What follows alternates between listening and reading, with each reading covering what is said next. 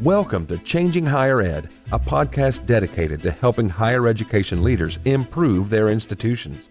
With your host, Dr. Drumm McNaughton, CEO of The Change Leader, a consultancy that helps higher ed leaders holistically transform their institutions.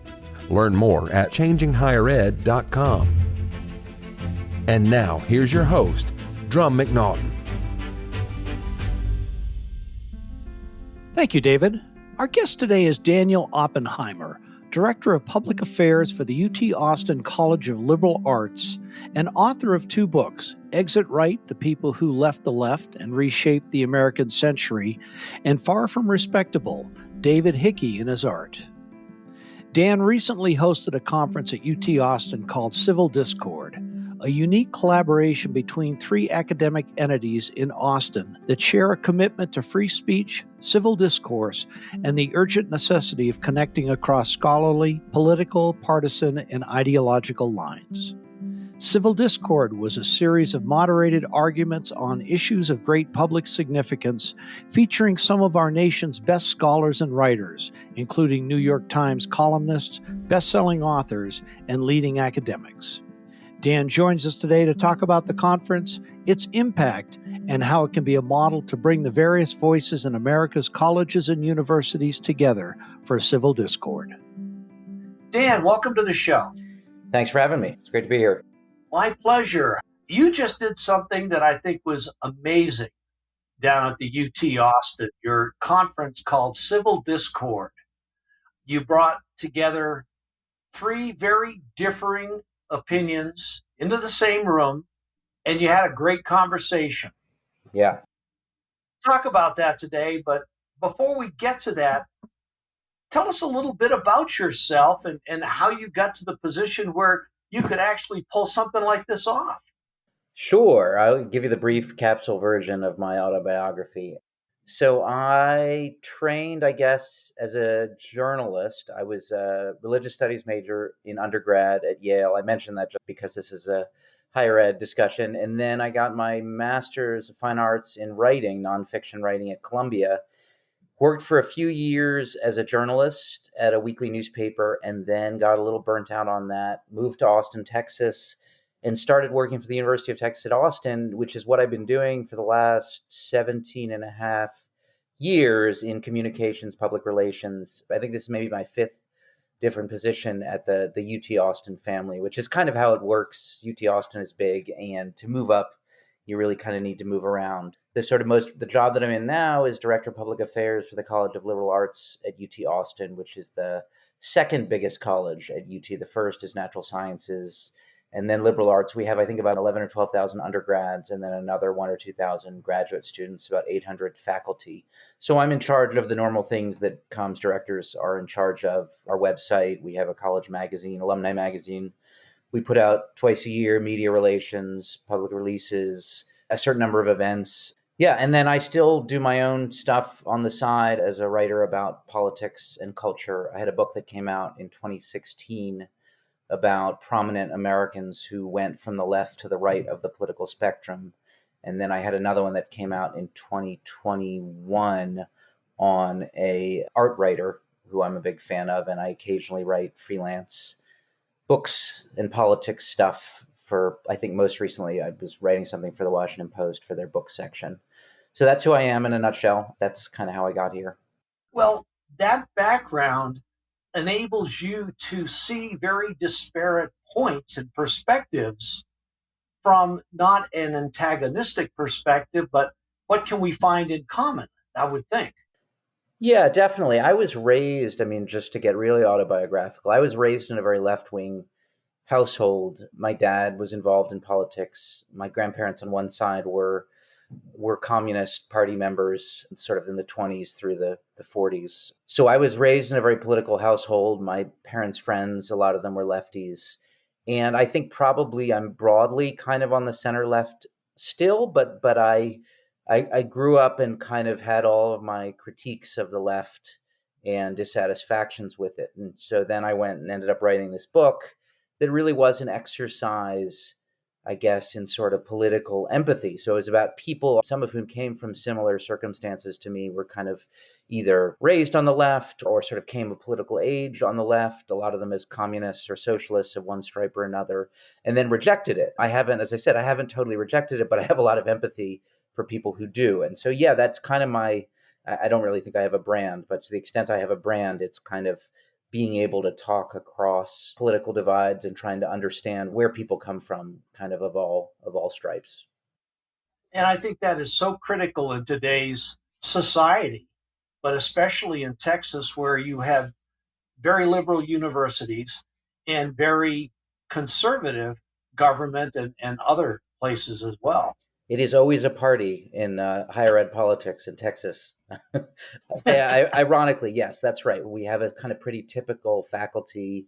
I think I haven't seen the specific numbers, but I would guess you see that, pretty left liberal faculty member in terms of their politics and, and to a lesser extent, what they're interested in researching. And obviously, it's a very conservative state. And some of this stuff has played out at the highest level with the governor and the legislature around issues of speech and politics and culture on campus. And UT Austin in Texas, it's the flagship university of the University of Texas system. And it's where these things most play out most visibly, I think. I think not just in Texas, but, we're a big state. And so this stuff ends up having national visibility and national ramifications as well. Well, it's interesting because I spent 2 years my career shortly after I got out of the Navy at Dell in Austin. Yeah. And I can remember traveling and people ask me, where are you from? Well, I'm from Texas. I says, well, where? Austin? Oh, no, that's not Texas.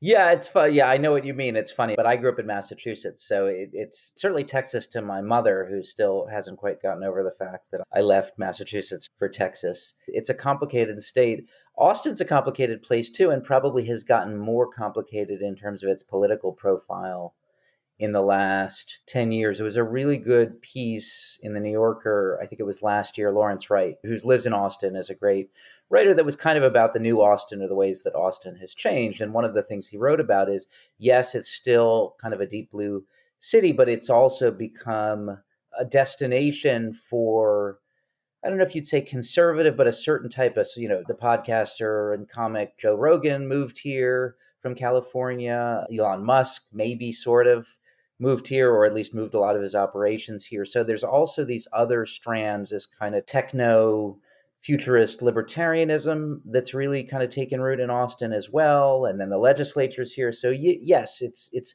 culturally it's pretty liberal, but it's a much more complicated place than that, even within that kind of broad blue characterization. Welcome to the world. Yeah. It's kind of the way things are everywhere. Yeah. So let's talk about civil discord, because this plays directly into your skill set, as I see it. Texas is pushing back on the liberal university, and you come up with this idea called civil discord. What is it? Or what was it? Yeah, so, the quick background is, and I was kind of looking up some dates, so there have been some interesting developments have been on this front, broadly speaking, in the last few years. So in 2021, I think Barry Weiss announced it on Twitter or on her Substack or something, that they were building a new university. It's going to be called the University of Austin in Austin. So that's not specifically related to UT Austin, but it's in Austin, and it's kind of branded itself kind of as not entirely a reaction to, but in some sense a reaction to or critique of the traditional university, with maybe a little bit of a conservative flavor. I don't think they designate themselves as a conservative institution, but I'd say a little bit of a conservative flavor. So that happened in Austin. The following year, as a result of activism from the legislature and from some big conservative political players in Austin, the legislature and some outside donors funded this thing at UT Austin, which was originally called the Liberty Institute and then was kind of renamed the Civitas Institute, that was a little bit more explicitly designed to be a sort of either kind of a beachhead of conservatism at UT Austin, or if not quite so explicitly political, a place where different kinds of political perspectives could be explored, with an emphasis on things like liberty and freedom and free market economics and things like that, that have some sort of valence in sort of conservative circles. So that was created in 2022 as a kind of institute. Wasn't totally clear exactly what form it would take, but they would bring speakers to campus. They might have a minor or certificate program.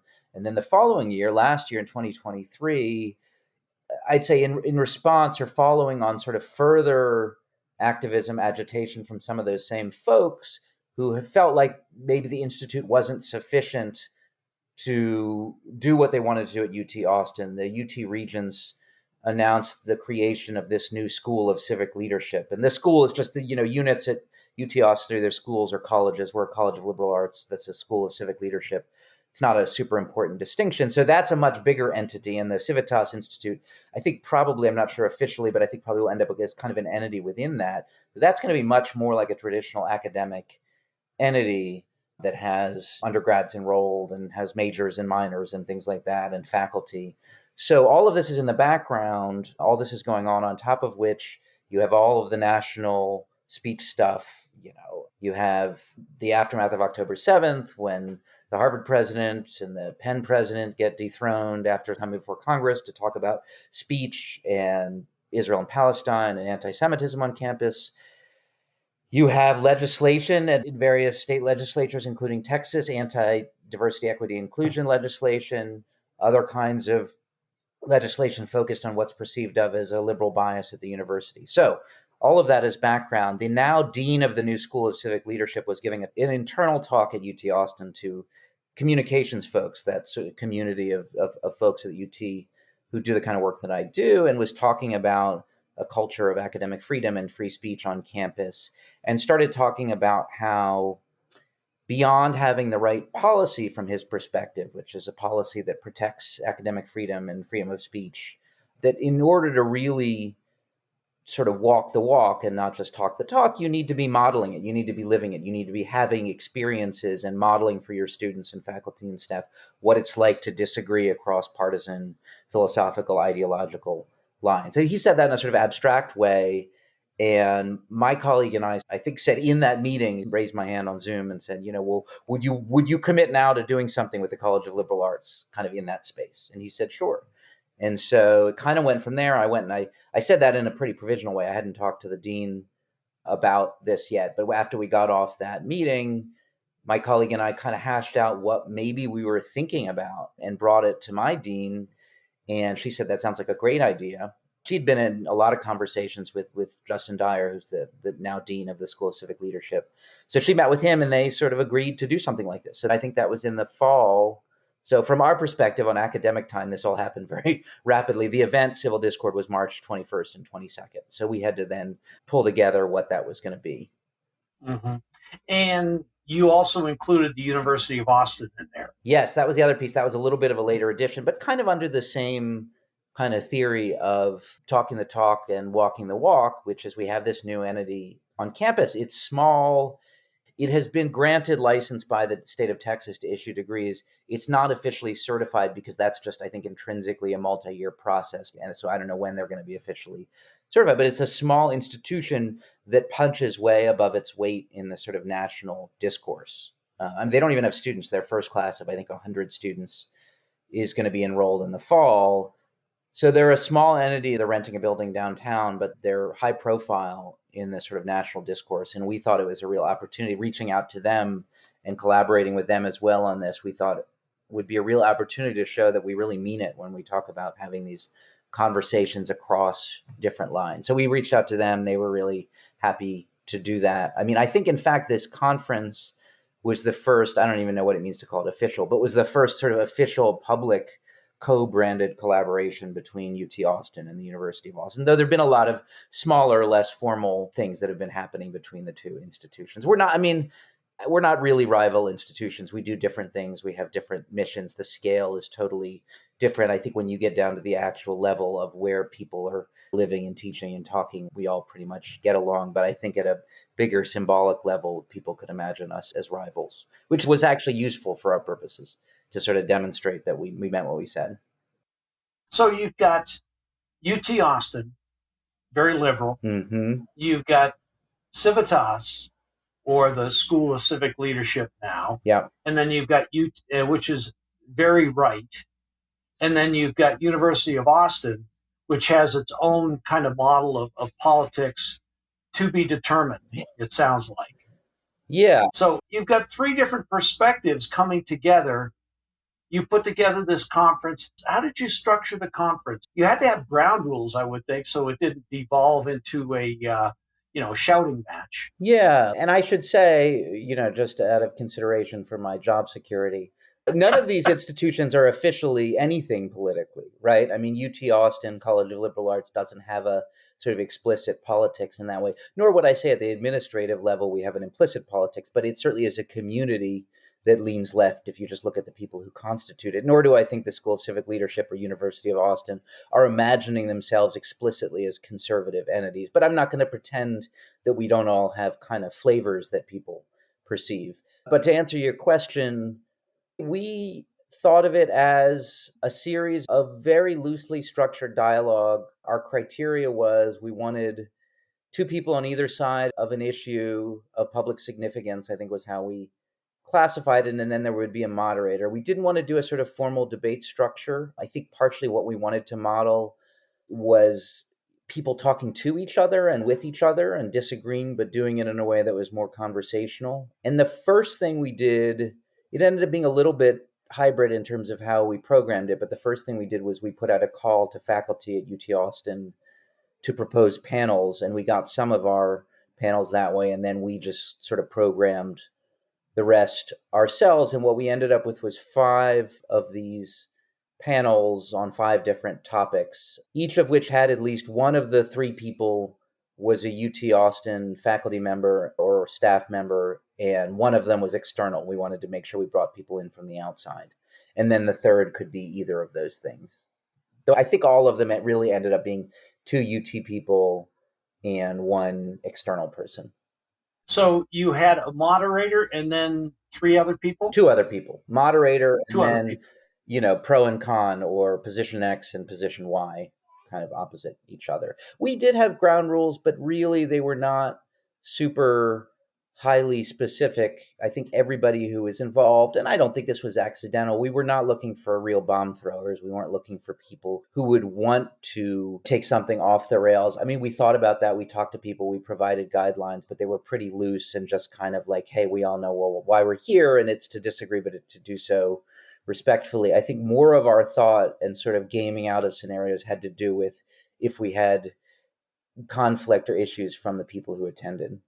So the 5 panels, 3 of them, and this was not planned, it was just how it shook out, were race related. So one of them was, should we strive for colorblind America or colorblindness? And that pitted Coleman Hughes, who's a young, Black, kind of heterodox thinker. I don't think he identifies as conservative, but he identifies as a kind of critic of what he perceives of as the left-wing orthodoxies on race. So he was on one side, and then on the other side was one of our faculty members, Peniel Joseph, who's one of the leading scholars of Black power in America and wrote a book recently called The Third Reconstruction about politics in the aftermath of George Floyd. And he's a scholar, but he's an opinion writer and is much more on the kind of left-wing, broadly speaking, side of issues around how race conscious our policies should be. I don't know if you want me to run through all of them, but that was the basic structure of it.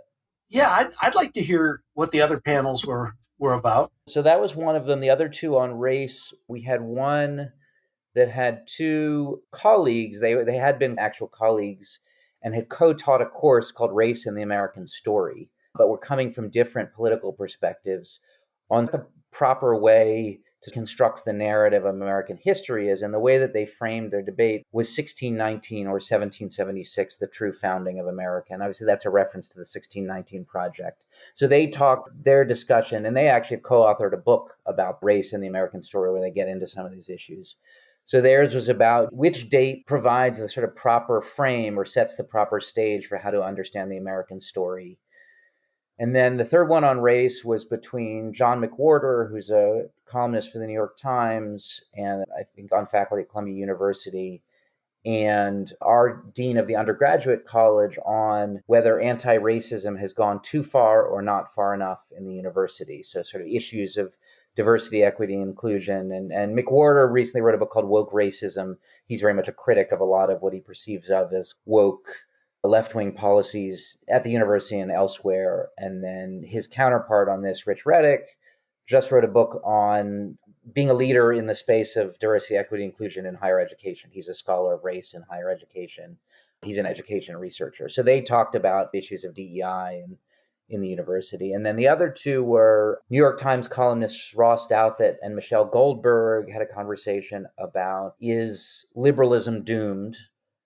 And then the last one was the dean of our college, Ann Stevens, and the president of the University of Austin, Pano Canelos, on the topic of, is higher education broken beyond repair? Those are some pretty heady subjects. Yeah. So how can university presidents and boards put this type of practice into effect? It seems to me what you've done is develop the model for civil discourse, more civility with less discord. Yeah. It's not about people making political points. It's about understanding other people's perspectives and seeing if there can be some commonality between them. Do I have that right? Yeah, I think it's, if there can be commonality, I think we wanted disagreement, but disagreement towards the greater end of just kind of clarifying positions and helping people refine their positions. And look, I think I'll speak for myself. I won't speak for the other organizers of it. I think there is we would love for the university to be a place where the bomb throwing can happen too, where we have a culture that is resilient enough and flexible enough that you can have controversial speakers, you can have more formal debates, you can bring people in who really, not that we want to do this most of the time, but who really hate each other, but to hash out some really contentious issue. I think we would like for the university to be that space too, but I think from our perspective, rather than starting there, we wanted to take a step back and start with more civility, with emphasizing the fact that people who have very different perspectives can still have constructive conversations. We didn't want to start at maximal velocity. And I'm not sure it's necessarily our role as the administration to ever get to maximal heat. Maybe that's student organizations or political organizations on campus or specific faculty or something like that. Our role, I think, was to do this in a pretty civilized fashion. And in doing that, I think hope to create more space for things that are even more contentious, but just kind of acculturate people to that kind of conversation. So we didn't go for maximal heat from, minute one. Yeah. You've got to set some foundational pieces. Yeah. This is the appropriate way to have these kind of conversations. Are there going to be bomb throwers? Yeah, but I think you did a really good job in screening people who was going to be on stage. You obviously had people who were very knowledgeable about their subjects and their perspective. Yeah. But also they were not there to make political points. Yes. For this, we didn't want the person who goes on MSNBC or Fox News and sees it as their goal to kind of advance the ball for their team. That was not the goal. I don't think that's this is getting a little bit loftier than I usually do, but I don't think that's totally consonant with the mission of the university. I mean, we're about creating knowledge, passing on knowledge, exploring issues. It's not a criticism. I mean, partisan politics, rough and tumble politics is an intrinsic part of democracy. I'm just not sure we see it as our role, particularly at the kind of leadership level, at the administrative level at the university, to be nurturing or fostering that kind of conversation. For us, it's more about kind of intellectual exploration, looking for points of commonality, but also clarifying points of difference. Because one of the things that happens in these kinds of conversations where people are either so activated that they can't think clearly or they're advancing an agenda is that you're not even sure where the points of disagreement are. They're talking past each other because they're not always really talking to each other. They're talking to somebody else out there in the ether or something like that. That's not what we wanted with this. And you wouldn't have been as successful as you were if that's the way it was. You weren't trying to make points with your base. You were trying to have a civil discord. Yeah, that's right. Now, when we chatted before, we were talking a little bit about some of the things that you had to think about in putting this together. Security being one of those. Yes, that is on everybody's mind, I think, particularly after October 7th. I don't think we ever would have done something like this without thinking about security, but particularly in the aftermath of October 7th and just various things happening at campuses across the country, we were very conscious of that. We talked to the UT Police Department, who are the ones who provide security for events like this. We talked to folks in other colleges and schools who've done similar kinds of events, and both trying to figure out what the numbers of security we wanted. I think we had two UTPD officers there at all times, get a baseline sense of expectations. So UT's been pretty calm. I mean, we've had events that have touched on some of these issues. We've had events around October 7th and anti-Semitism and Israel-Palestine and anti-Arab sentiment. People have been out there trying to have these discussions. And as far as I know, there was one incident, there was an event, I think maybe 2 or 3 months ago on Israel Palestine, where there was one person who was removed from the audience. And it was not, I mean, he was physically removed. It wasn't tackled to the ground or anything like that. But that's it. I mean, so we've had a pretty quiet campus. So our expectations were not that things were going to blow up, but we just wanted to be prepared if they did. We were advertising this to our alumni. I get an email from somebody who said, "Hey, I'm interested in coming, but I'm really concerned that this is what could happen." I mean, basically, could there be conflict? Could there be physical confrontation? And I was able to just write him back, "Look, we thought about this a lot. These are the arrangements, but also this is the background. This has not been something that's happened repeatedly. We don't expect that it will." And that was very reassuring to him. He came and introduced himself and, agreed that it was all very civilized. And we had really, really micro discussions of, okay, what do we do if somebody yells something from the audience, yells liar, that's a lie, or whatever? Do we give a warning? At what point are we zero tolerance? When do we give kind of explanations about what our policies are going to be? We kind of all got on the same page, and it felt like, the guy who was thrown out of this other event was given some warnings. And so I think there's things somebody could do that obviously there would be no warning. If somebody attacked somebody else or got physical, they would just be removed. But I think our general consensus was somebody did something, yelled something out, refused, got up to ask a question, refused to get down after they were done asking their question, that they'd be given a warning. And, obviously all these things are a little bit ad hoc in the moment, and maybe one more warning and then they would be removed if they did. Nothing happened. We had one thing that was a little bit tense, but the moderator handled it really well and kind of told the guy to sit down. And he did. There was a moment, it was like, is he going to sit down? But he did, and that was it. But I just don't think you can do an event like this these days without thinking through security. And I think our thoughtfulness about it was reassuring to folks. Would you do something like this again?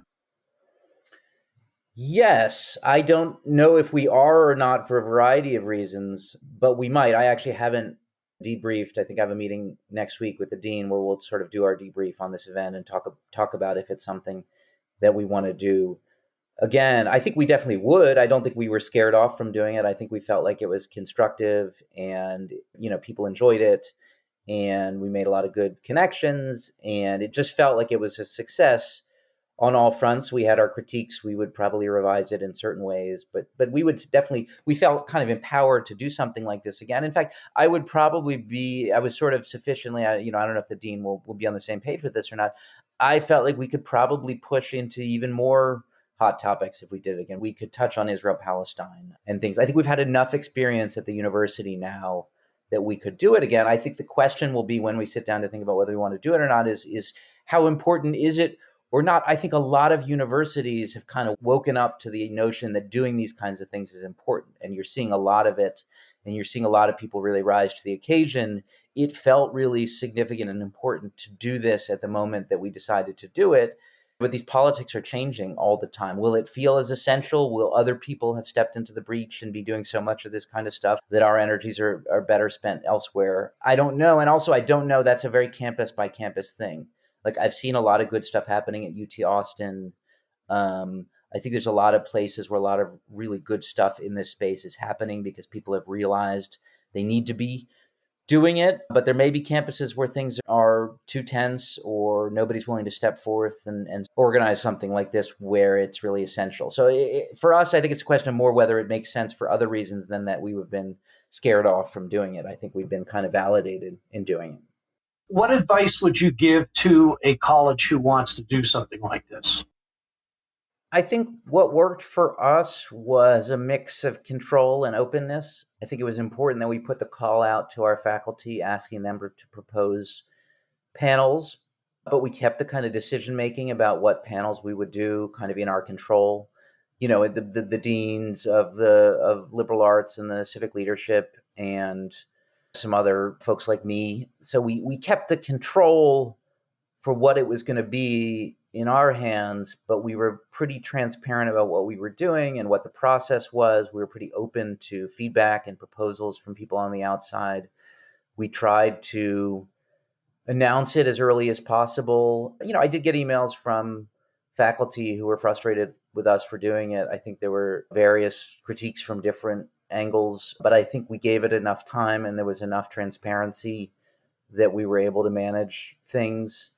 I'm trying to think of what other advice, hire my assistant director of public affairs, who's an extraordinarily good organizer. No, don't hire her. But I mean, she's incredibly competent and organized. And so just the logistical piece of it, I mean, really, I don't think a single thing went wrong, honestly. So that was that was enormously reassuring to me, because it's funny. I mean, with the people who come to these things, whatever it was one full day and then one session the night before. Doesn't seem like some massive thing, but it's a pretty big endeavor on our end in terms of contracts with outside vendors, with paying speakers fees, negotiating these things, finding the venue, booking the venue, setting up the AV. It's a big endeavor for a small team. It was on a pretty short timeline from our perspective. I think certainly if we do it again next year, we're going to start now and give ourselves a longer runway than we did. We turned it all around in about 6 months. That felt very short. Like, there were reasons we wanted to do it. We didn't want to push it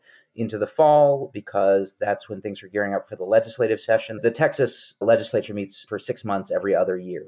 It was after the last legislative session, but as far from the next one as we could realistically do. And once we get to the fall, issues will start bubbling up and it'll just get more fraught. And then the spring, you're in the legislative sessions. So I think giving yourself a year, if you can, to organize something of this scale is a good idea. If it's just smaller things, I think you can do it on a shorter timeline. Dan, this has been a fabulous conversation. I've thoroughly enjoyed hearing the details behind this as well as the overall picture. I think you've really developed a model for how you can have disparate groups come together and have a true dialogue without trying to make one person right, one person wrong. I think that's really important for higher ed. Yeah. If you would, 3 takeaways for university presidents of boards. Sure. So here are my 3. One is, I think there's a real appetite for this. I think we got a lot of positive feedback from alumni. There's a lot of faculty who are really supportive of this. A lot of my colleagues in communications at other colleges and schools around the university. I think there's a real appetite for something like this. I think it's an opportunity for administrators, leaders to kind of step into the breach and show that they are supportive of academic freedom, free speech. I think connected to that, I'm going to give you 4 things, Drumm. So Here's number 2. Everybody saw the presidents of Harvard and Penn get toppled because they went before Congress. And whatever your feelings about the various politics, I think there's probably a consensus agreement that they weren't totally prepared for that high stakes of political confrontation. And my sense is a lot of university leadership is not prepared for this kind of real rough and tumble bomb throwing high stakes politics around these issues. So the value of doing something like this, where you can control the content, you can control the format, you can keep the stakes moderately low, is that it's a way to kind of get in shape. It's a form of controlled sparring where you can get in shape politically for the kind of thing that you can't control, which is the politics that come at you from the outside that you have to respond to in one way or another. So I would recommend, I guess one takeaway is, do something like this now where you can control the stakes and you can control the context so you can get that practice for when it comes at you unexpectedly. I mean, you can expect that it will come at you unexpectedly. So that's the second. Learn to walk before you have to run. Exactly. The third is, and I said this a little bit just now, which is retain control over the process, but make aspects of it open and transparent so that you can both build buy-in from your community, but also give the people who are not really on board with something like this time to vent their feelings and process their reaction to it. So some mix between control and openness and transparency. And I guess the other thing I would say, that one of the things that I think about, and I have to be careful about this because we can't sort of advocate politically at the University of Texas at Austin as a state entity, but I think something I can say is I think as universities, we have interest in carving out as wide a space as possible for free speech, the academic freedom of our faculty. And there's a real opportunity right now. This is just my 2 cents political perspective on things, which is that people on the left and the right, both in different ways, feel like their speech is under attack from the other side. In some respects, that's not great, but what that means is there might be a real opportunity for shared interest across political lines in doing an event like this where each side can provide cover for the other. And the end result is, if what you care about is how much space is there in the discourse for your faculty to speak freely, that you're expanding that space for both sides. So there's a real strategic value, I think, in allowing each side and then the center and then whatever it is that the administration is to all provide cover for each other, and in so doing expand the overall space for speech on campus, which is something that I mean, look, there's probably a few institutions which are, where their mission is not necessarily consonant with academic freedom and free speech. But I think for the vast majority of us as university staff and leaders, we have a kind of shared interest in there being as much protection for that and as much space for that as possible. And so this is a real opportunity to work together across partisan lines where there's a shared interest in speech. Those are great takeaways. Thank you. What's next for you? What's next for me? So personally, I'm going to plug my own, I'm going to take a point of personal privilege. I have my own Substack newsletter. It's called Eminent Americans. I'm always working on that. That's about the contemporary American intellectual scene. It's not primarily about higher education, but we get into all of those issues. So I'm always working on that. And sometimes it's a podcast, sometimes it's a newsletter.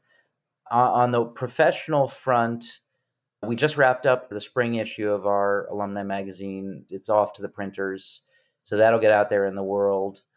And our fall issue is a real experiment. It's called our Class of 1984. I just think people find this interesting. At least I do. It's our Class of 1984 issue. So we sent out a big survey to all our alumni from the Class of 1984, asking them a lot of questions about where they are now, what their experience was like. And we're going to do a whole issue that's sort of themed around that class. Some of it will be about what happened to the people who were in that class, but a lot of it will be about what life was like on campus then. And we're going to design it. I'm going to have my designer do it in some version of 1984 magazine design style. So it's kind of going to be a deliberately sort of retro endeavor. So we're starting to work on that. I think that'll be a lot of fun. I'm hoping our alumni, even those who were not the class of 1984, which is most of them, will kind of enjoy that experience. That'll be neat. I look forward to seeing a copy if you'll send one over to me. Dan, thank you so much for being on the program. Thoroughly enjoyed the conversation, and I look forward to the next time we get a chance to chat. Yeah, thanks for having me on. This was great. Always happy to chat. Thanks for listening today, and a special thanks to Dan Oppenheimer, Director of Public Affairs for the UT Austin College of Liberal Arts, and for his sharing with us UT Austin's recent program, Civil Discord, which can be a model for higher education in bringing the various voices in America's colleges and universities together for a civil conversation. Join us next week when we welcome Cesar Santello to the program.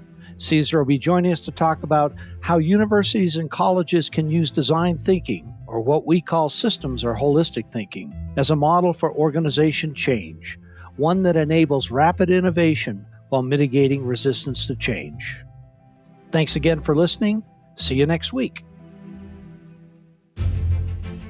Changing Higher Ed is a production of The Change Leader, a consultancy committed to transforming higher ed institutions.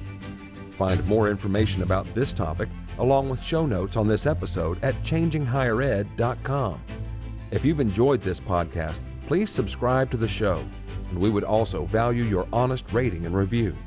Email any questions, comments, or recommendations for topics or guests to podcast@changinghighered.com.